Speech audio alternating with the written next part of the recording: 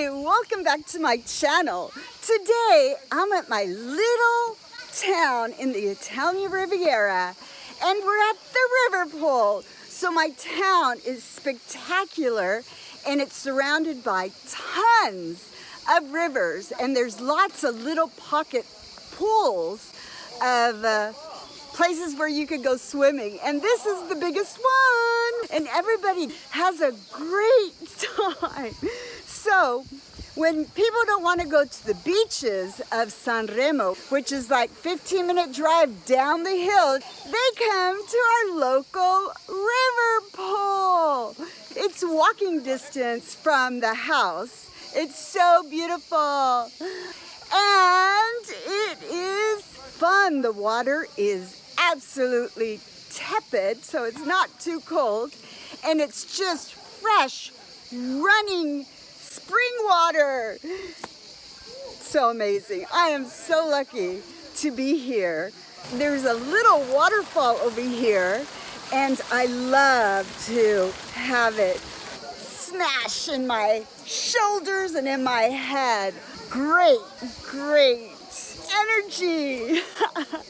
So this is the river pool, where everybody in the town, if they don't go to the beach, they will use the river pool, which is so awesome.